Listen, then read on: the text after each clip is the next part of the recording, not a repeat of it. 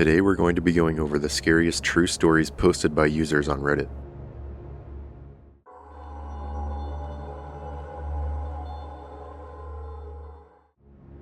A terrifying but true story I experienced when I was 12. I moved to my dad's when I was 10 and didn't know anyone in the area, except for the family my dad was friends with. Single mom with 3 kids. Luckily there was a girl a couple years older than me, 12 at the time I met her, and we got to know each other a little over a couple years. We weren't close, but ended up having the same friends. One night my friend Rob was hanging out with her and her younger brother. They happened to be in the house alone because my friend's mom was at work, which is where this gets terrifying and sad. Her mother has been helping this one lady through her work and got to know her fairly well. She found out her sister was in a mental institution and was let out recently. The night Rob is hanging out with my friend, they get a knock on the door. My friend thought it was just their mom. She knocks a certain way when coming in and answered it without thinking. Rob wasn't supposed to be there, and he took off through the window to his house, down the road. He never thought twice about it. It wasn't her mom. It was the sister of the lady her mom was helping, and she figured out through talking to her sister where her family lived and her mom's working schedule. She came in, and this is where I don't know the details, and I'm glad I don't. My friend's younger brother got away to the neighbors to call the police. The lady brutally murdered my friend a week from Christmas, decapitated her, and left her body naked in a bathtub, hid her head. They had to look through the presents, and I don't know where they found it. But they did. I wasn't allowed to go to her funeral.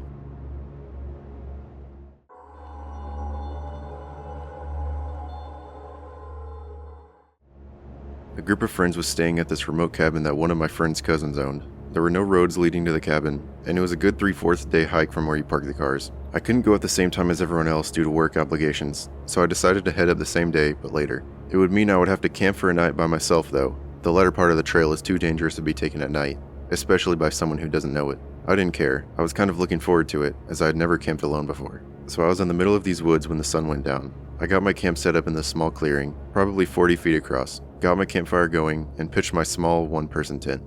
Did all that camping stuff like cooking hot dogs on a stick over the fire and making s'mores. I probably stayed up a good 2 or 3 hours after dark. It was mid-autumn, so the days were somewhat short. The entire time I thought I heard stuff moving in the woods on the edge of the clearing. I didn't think anything of it at first, because the woods are full of animals, but as the night went on, I realized whatever it was just circling the clearing over and over. Once I started paying attention, it made 4 or 5 laps around before I decided to get up and investigate. The noise stopped as soon as I stood up, and I thought I heard some sound going away through the woods. I just shrugged it off thinking it was some fox that was curious, that got scared when I stood up. I decided it was time to sleep, doused the fire, and climbed into my tent. I started to doze off and stayed in that half-asleep, half-awake state for a while. I normally hear weird stuff when I'm in this state, so I didn't think much of it when I heard a voice. Something woke me all the way up though, and I realized that this voice was real and right outside my tent. It was just above a whisper, and I'm not sure if it was another language or if they were just speaking English in a way that I couldn't understand. I lie there for some time, I don't know how long, listening and waiting for something to happen. There was just enough moonlight to light up the walls of the tent, so I could see when a hand pressed into the wall of my tent near my foot. This freaked me out and I sat up quickly. Whoever was outside of the tent ran out of there, like running full sprint through the woods. I got out of the tent and shined my flashlight around and saw nothing. I was expecting there to be a bloody handprint on the tent, but nope. Didn't sleep that night. Packed up camp at first light that morning and booked it to the cabin.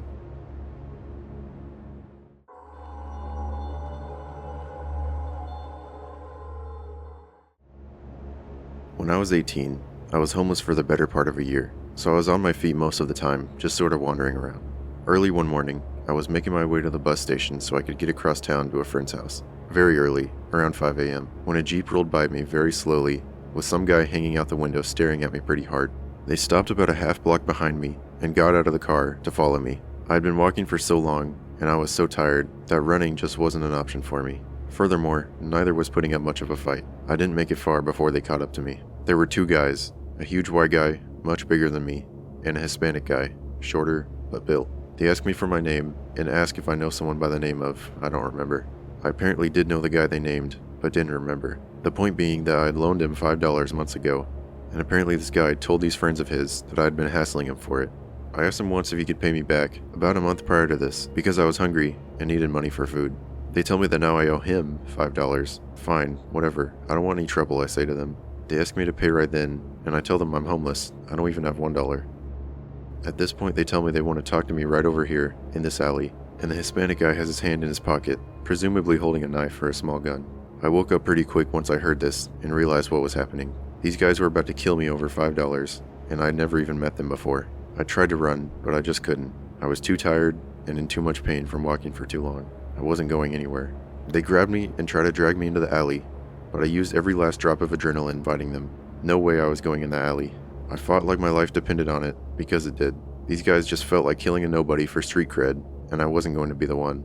With both of them holding on to me, one on each arm, I pulled as hard as I could and managed to get in the middle of the street. My thinking was that if someone drove by, there was no way they could miss what was happening. I started screaming for help. Almost instantly, I saw a car in the distance headed my way. As it got closer, I saw that it was a police car. I screamed louder for help as the cop approached. Both of my assailants started getting nervous, with one saying, "Forget it, man. He's gonna put us in jail.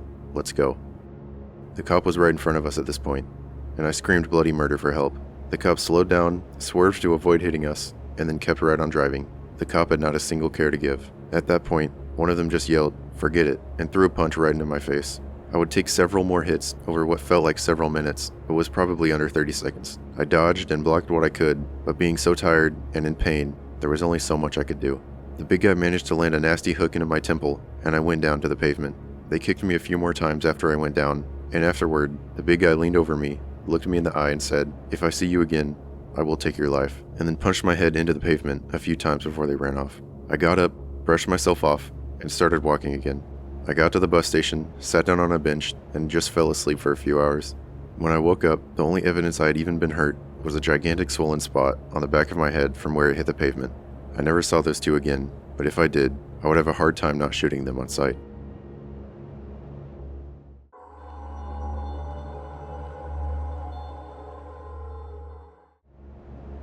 Not creepy, definitely scary.